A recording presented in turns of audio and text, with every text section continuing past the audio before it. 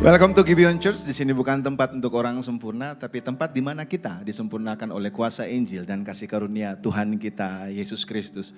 Bapak Ibu Saudara, hari ini kita akan masuk dalam perenungan katekismus minggu yang ke-9. Saya akan membacakan pertanyaannya, kemudian kita akan bersama-sama membaca jawabannya, begitu juga dengan ayat Alkitabnya. Apakah Tuhan masih terlibat dalam ciptaan sampai saat ini? Ya, Tuhan bukan hanya pencipta, tetapi juga pemelihara segala sesuatu. Dia menopang dan mengatur segala sesuatu dengan hikmat-Nya yang kekal dan kuasa-Nya yang selalu ada. Sehingga segala sesuatu datang kepada kita bukan secara kebetulan, melainkan dari tangan-Nya yang penuh kasih dan kuasa. Karena itu, kita dapat bersabar ketika hal-hal terjadi di luar kendali kita, dan bersyukur ketika semua berjalan dengan baik, serta memiliki keyakinan di dalam Bapa, dengan mengetahui bahwa tidak ada hal yang dapat memisahkan kita dari kasih-Nya. Roma pasal 8 ayat 38 sampai 39.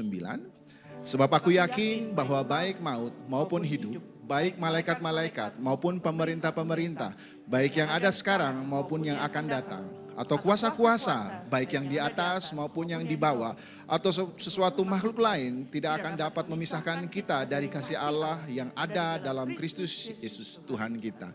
Silakan duduk Bapak Ibu Saudara yang terkasih.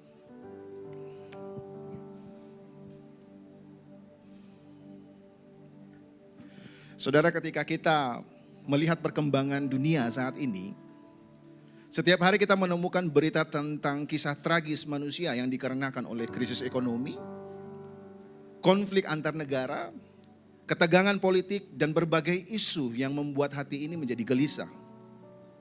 Media sosial penuh dengan opini dan prediksi yang seringkali lebih membangkitkan emosi daripada memberikan penjelasan.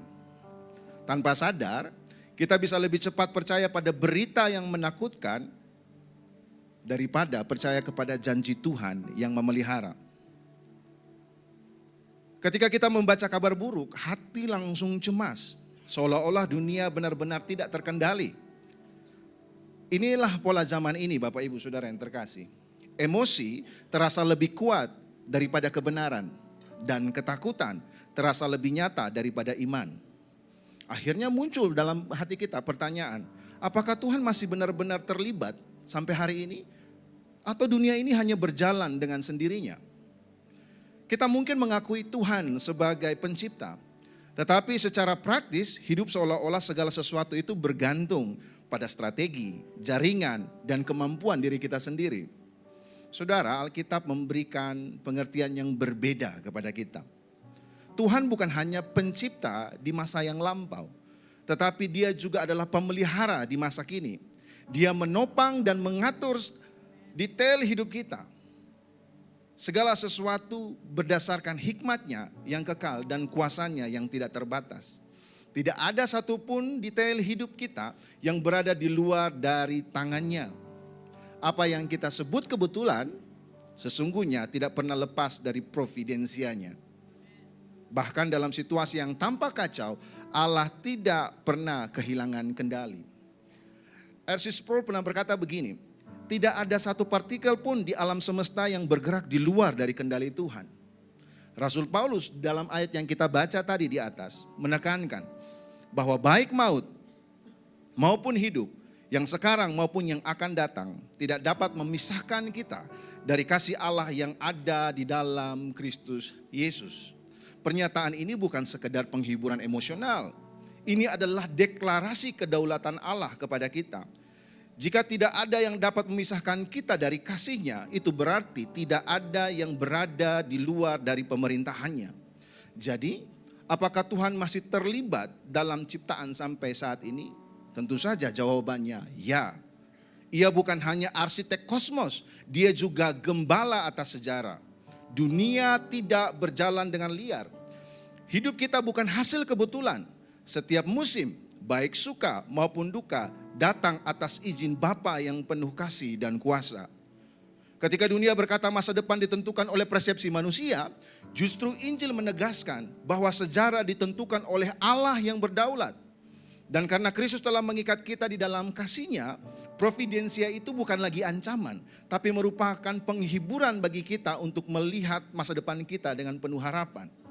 Dampaknya bagi kita saat ini Bapak Ibu Saudara terkait dengan kebenaran ini adalah kita memiliki pengharapan ketika situasi mungkin di luar kendali kita.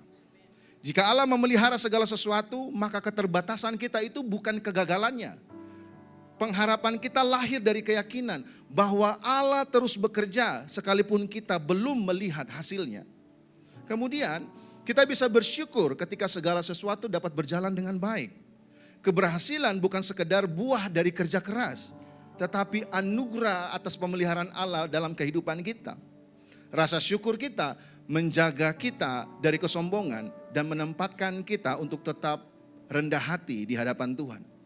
Dan pada akhirnya kita memiliki ketenangan yang sejati di dalam kasih Kristus. Dalam dunia yang tidak pasti ini Bapak Ibu, satu hal yang pasti, tidak ada yang dapat memisahkan kita dari kasih Allah. Itu berarti usaha kita, pekerjaan kita, pelayanan kita, keluarga kita, bahkan pergumulan dan penderitaan kita sekalipun berada dalam ruang lingkup kasih yang sama. Jadi, ketika kita merasa berada di tengah ketidakpastian dari zaman ini, iman kepada Allah yang berdaulat bukanlah pelarian dari realitas, melainkan cara melihat realitas kehidupan dengan benar. Tuhan masih terlibat. Dan karena itu kita dapat hidup bukan dengan kecemasan, tetapi dengan keyakinan yang memberikan damai sejahtera dalam kehidupan kita. Saya undang kita semua, mari kita bangkit berdiri.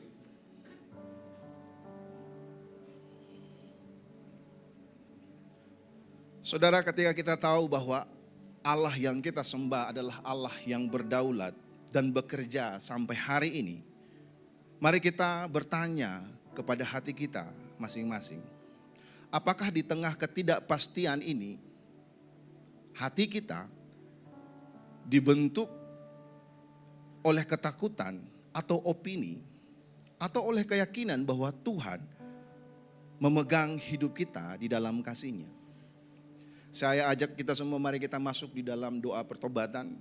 Sebab seringkali hati kita terbelenggu oleh kekhawatiran yang lahir dari opini yang beredar di sekeliling kita terkait masa depan kita. Silakan berdoa Bapak Ibu Saudara yang terkasih.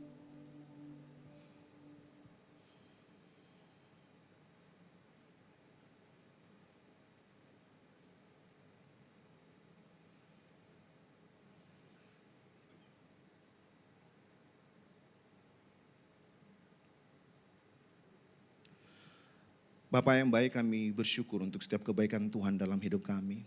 Saat ini kami datang di hadapan-Mu Tuhan. Ampuni kami apabila kami hidup di dalam belenggu kekhawatiran akan masa depan kami. Seolah-olah bahwa Tuhan tidak bekerja, Tuhan tidak berdaulat atas pergerakan zaman ini Tuhan. Ampuni kami. Kami sungguh bersyukur melalui perenungan ini Tuhan. Kami diingatkan kembali bahwa Tuhan adalah pencipta yang berdaulat dan juga gembala atas sejarah.